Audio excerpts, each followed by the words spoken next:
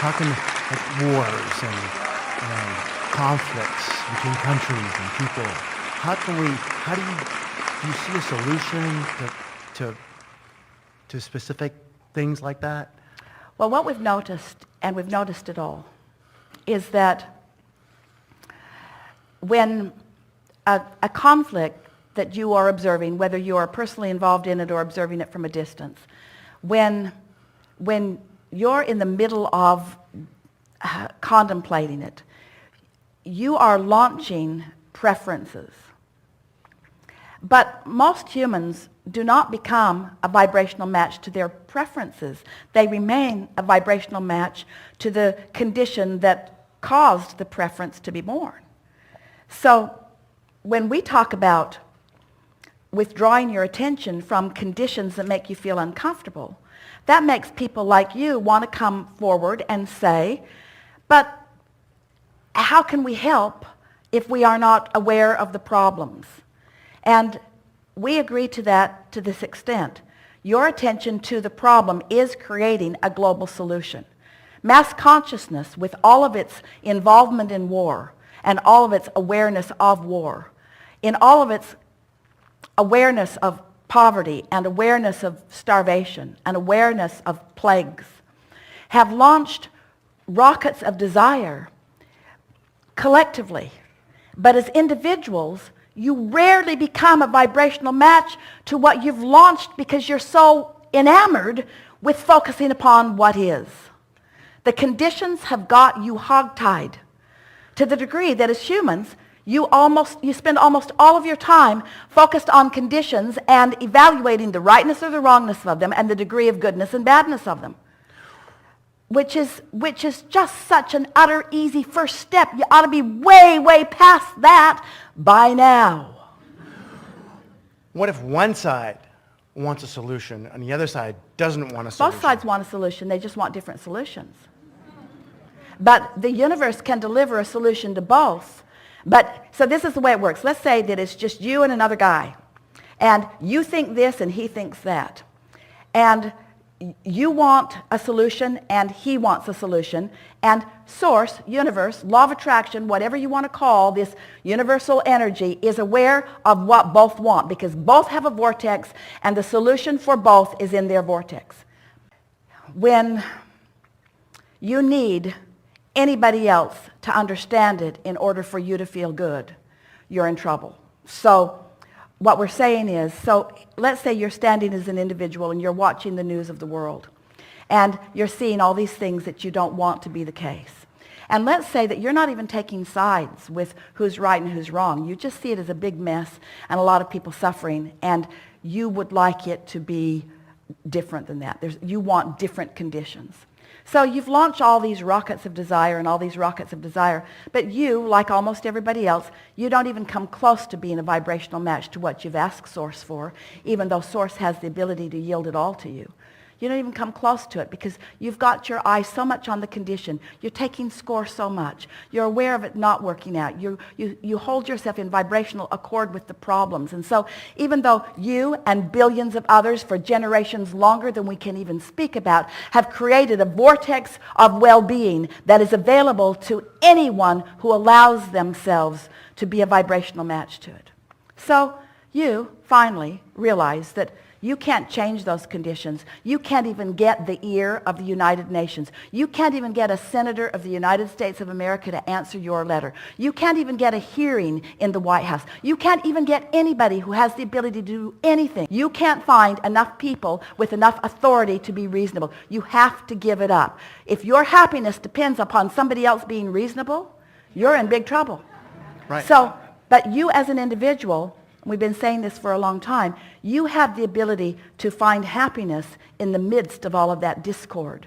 And when you are someone who is willing to find happiness in the midst of all of that discord, then maybe others will follow suit. Maybe they won't, but you've done the only thing that you can do. You've found happiness in the midst of all of that discord, you see. The Israeli-Palestinian condition going on right now, you hear about on the news every 5 minutes. Facebook. So what's your question to us? How to solve it for yourself? No, for myself. for myself, I'm okay, I'm happy. Well, then mind your own business.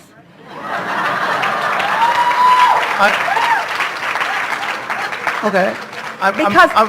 Because that's not the way you're presenting yourself. You're saying, I'm happy unless I focus on what's going on over there over which I have no control. No. So if you have no control and your attention to it, are you saying that you can watch that and still be happy? Yeah. Then why are we talking about it?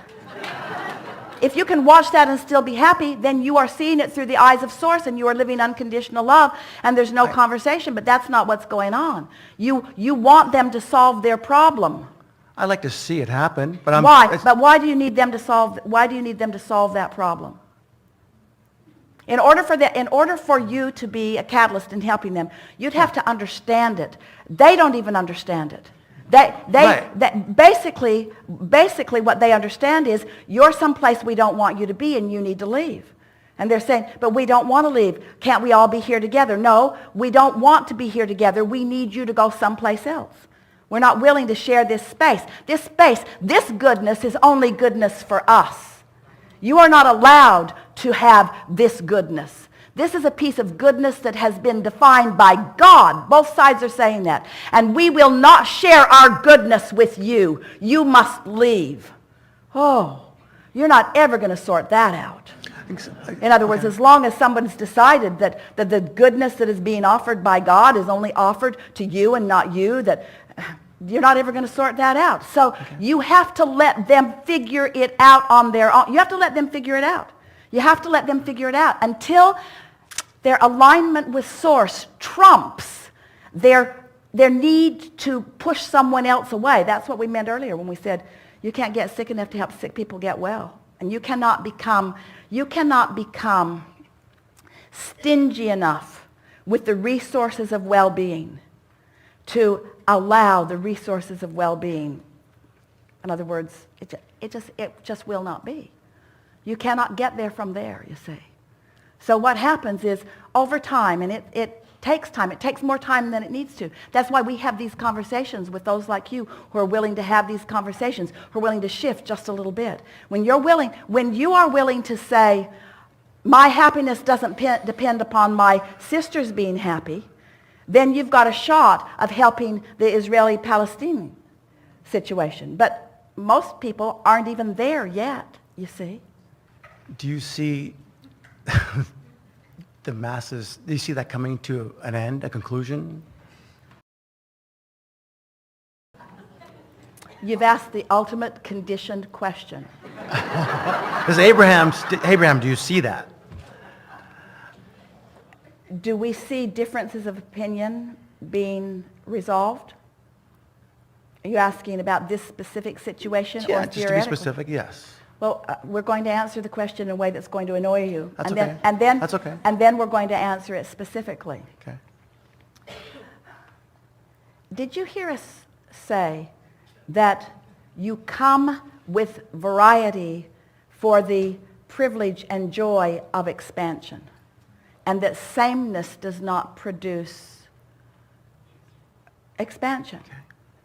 So if you're asking, will humans ever be in complete agreement about everything, our answer to you is, if that were ever to happen, you would be done as creators, because no more expansion could occur.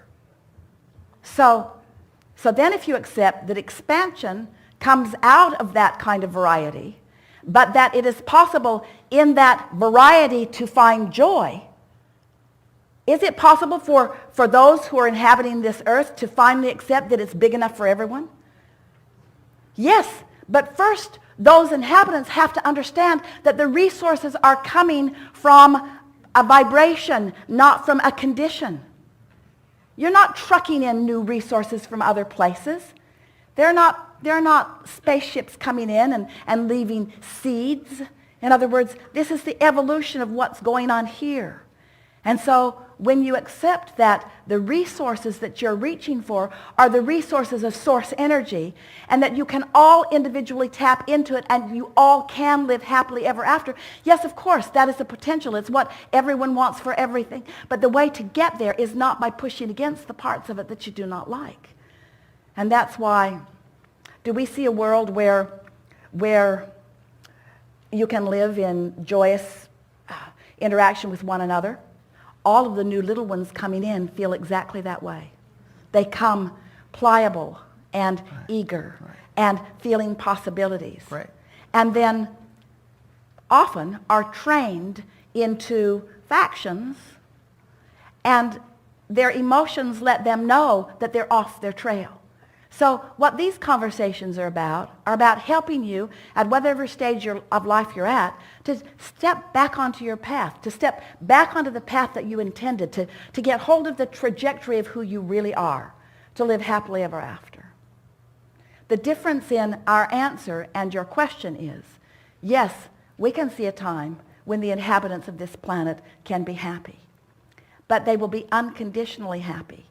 We do not see a time when the inhabitants of this planet will agree about how the conditions should be. And that's the difference. If you need the conditions to be agreed upon, you're never going to get there because you can't sort that out. If you're able to feel good given the conditions that exist, then you're going to be all right, you see. How do you feel unconditional love to someone who wants to kill you? He said, how do you feel unconditional love towards someone who wants to kill you? By taking your attention away from the idea that they want to kill you. By taking your attention away from the idea that they want to kill you. We're not talking about single people. We're talking about a mass, two different countries. We're not talking about one person, two people. That's easy. That's no sweat. We can do that. We're talking about millions of people. I understand. How long have you been alive in this body? 53 years.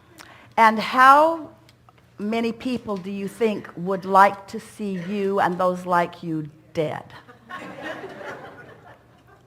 Me personally? I hope no one at the moment. Well, maybe there is. Well, how many missiles are pointed at you? How many jihads are written in your? In other words, there are all kinds of people who would like to see you dead. Right. Okay. But they don't have power like that. In other words, they don't have any control in your experience. Right.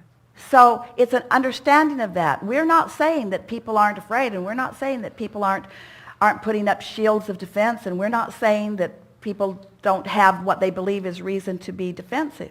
What we are saying is that anytime you feel defensive, you are creating a vibration that puts you in jeopardy. It's your very acceptance of your vulnerability that is the reason for things not going well for you, 100% of the time.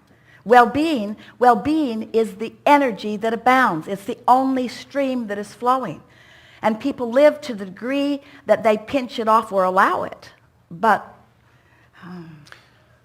so we should just not pay attention to it, think good thoughts, and be happy, and but that's turn it off when it comes on the news, and not delete it from your. If we were standing in your physical shoes, our desire to feel good would trump everything. Right. So that if we find ourselves uneasy when we are participating in any thought, word, or action, we would make a different decision about it until we had trained ourselves into a frequency that feels good to us. And then the result of that will be a response from the universe to you. And so when you find a vibrational improvement, you will live a vibrational improvement. In other words, that's the way you show that to yourself. And spend no time trying to convince someone who is on a hatred path. Yeah. Don't try to talk to them about it. They're not going to hear you. They will just see you as weak.